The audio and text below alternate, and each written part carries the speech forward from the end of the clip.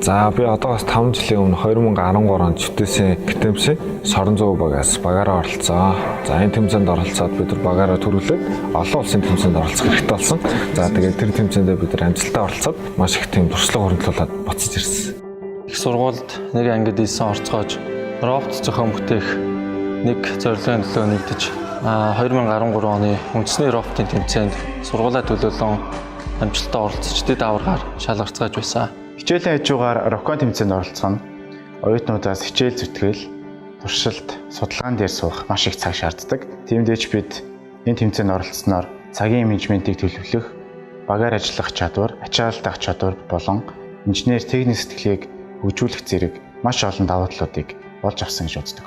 За тухайн үед бол тэмцээн болох хугацаа төгсөн үед бид роботуудынхаа найдвартай ажиллагааг сайжруулах, туршилтаа бүрэн хийж дуусгах, өшөө илүү хурдан ажиллуулахын тулд тэмцээндээ бүх анхаарлыг хандуулж гэртээ харилгүйгээр сургууль дээр олон өдөр хондог үед бидэнд байсан.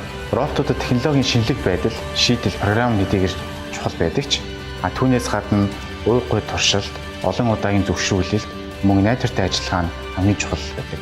Хамгийн урдтай процессор ашиглаагүй ч робот маань энгийнээр нэг үйлдэлээ алдаагүй хийдэг байхад хамгийн том давуу тал болж өгдөг. Үүнээс гадна операторын ур чадвар, мэдрэмж хамгийн чухал байна. За би ажлыг нэг 5 жил болж байна. Тэгээд ажил дээрээс нэлээд зүйл сурсан. Тэгээд сурсан зүйл дээр үндэслээд бас нэлээд судалгаатай л оролцоолоо гэж бодож байна. За хамгийн эхлээд би аюулгүй ажиллагаа бол хамгийн тэргуун зэрэг тавина. Хоёрдугаарт нь болохоор судалгаа шинжилгээг бол нэлээд ахиу төвшөнд бол хийх болоо гэж бодож байна.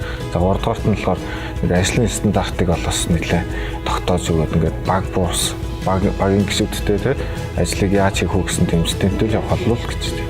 Одоо нэг тийм төсөөлөл бууч энэ да. За энэ тэмцээнд оролцож байгаа нийт залуус тал би амжилт хүсэж байна.